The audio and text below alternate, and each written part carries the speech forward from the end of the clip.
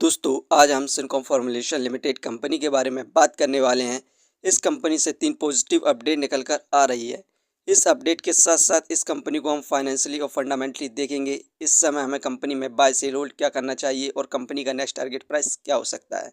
तो आइए वीडियो को स्टार्ट करते हैं। Syncom formulation limited pharma company है। ये कंपनी मेडिकल्स को मैन्युफैक्चरिंग करती है, like tablet, capsule, liquid and injection, और साथ में ही इसे मार्केटिंग का भी कार्य करती है 25 कंट्रीज़ के अंदर, डोमेस्टिकली और इंटरनेशनली। दोस्तों सिनकॉम फॉर्मुलेशन लिमिटेड कंपनी का शेयर प्राइस अभी 13 रुपये 2 पैसे चल रहा है। आज के दिन इस कंपनी में हमें 3.45% की गिरावट देखने को मिल रही है। कंपनी का शेयर प्राइस 13 रुपये 99 पैसे पर स्टार्ट हुआ था। वहीं पर एक महीने में इस कंपनी में हमें ज़बरदस्त गिरावट देखने को मिली 9.96% की। एक महीने पहले इस कंपनी का शेयर प्राइस 14 रुपये 46 पैसे था। दोस्तों इस कंपनी से जितनी भी अपडेट निकल कर आ रही हैं उन सभी को हम देखते हैं। कल संडे था, 1 फरवरी थी। निर्मला सीतारमण के द्वारा बजट पेश किया गया, जिसमें हेल्थ केयर को बहुत बड़ी सौगात मिली है। Budget health care 2026 1 lakh crore के पार पहुंचा। भारत का हेल्थ बजट बनेंगे 5 नए मेडिकल टूरिज्म हब, और साथ में ही बजट में एसटीटी को 0.0 से बढ़ाकर 0.05 कर दिया है। लगभग 250% बढ़ा दिया है। जो एफएनओ करता है उनको बहुत ज़्यादा नुकसान होने वाला है।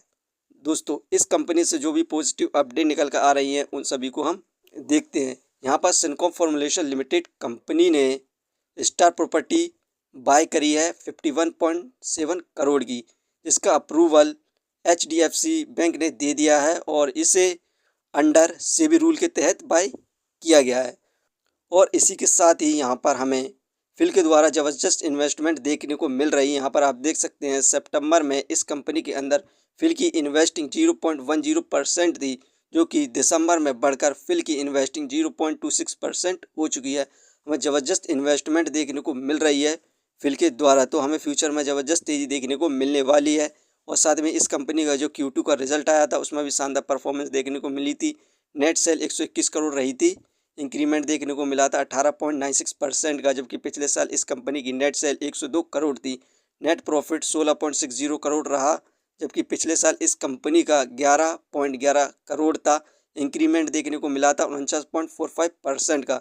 ज़बरदस्त Q2 का रिजल्ट रहा था। अब कुछ दिनों बाद इस कंपनी का Q3 रिजल्ट आने वाला है। उसमें यदि कंपनी प्रॉफिट गेन करती है तो हमें दोबारा से तेज़ी देखने को मिलेगी और कंपनी का शेयर प्राइस 20 रुपये को भी क्रॉस कर सकता है। इस कंपनी को हम फाइनेंशियली देखें क्वार्टरली बेसिस पर, तो सितंबर में 11 करोड़ का प्रॉफिट गेन किया, दिसंबर में 13 करोड़ इंक्रीज़ हुआ, मार्च में इंक्रीज़ हुआ 18 करोड़ रहा, जून में 16 करोड़ 17 करोड़ रहा सितंबर में। दोस्तों अब कुछ दिनों बाद इस कंपनी का Q3 रिजल्ट आने वाला है। उसमें यदि कंपनी प्रॉफिट गेन करती है तो हमें कंपनी के द्वारा दोबारा से डिविडेंड देखने को मिल सकता है। और यहाँ पर इस कंपनी की हम डिविडेंड हिस्ट्री को देखें तो 2014 में हमें 0.02 का डिविडेंड अनाउंस किया था 18 सितंबर को, 2015 में 0.02 का 16 सितंबर को, वहीं पर 2016 में 0.02 का डिविडेंड अनाउंस किया था 22 सितंबर को, 2017 में 0.02 का 21 सितंबर में। इसके बाद सीधा 2022 में हमें डिविडेंड अनाउंस किया गया था 0.03 का 9 सितंबर में। 2022 के बाद से 2025 तक कोई भी हमें डिविडेंड अनाउंस नहीं किया गया है, क्योंकि हमें कंपनी में गिरावट देखने को मिल रही है। वहीं पर इस कंपनी को यदि प्रॉफिट गेन होता है तो हमें 2026 में डिविडेंड देखने को मिल सकता है। तो आप इस कंपनी के अंदर अपनी नज़र बनाए रखें।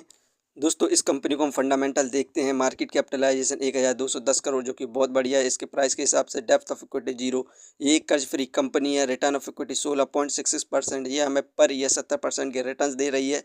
अर्निंग पर शेयर 0.67, ठीक है, डिविडेंड दे नहीं रही है। बुक वैल्यू 4.03, ये शेयर इस समय बुक वैल्यू से हाई प्राइस पर मिल रहा है। Face value 1।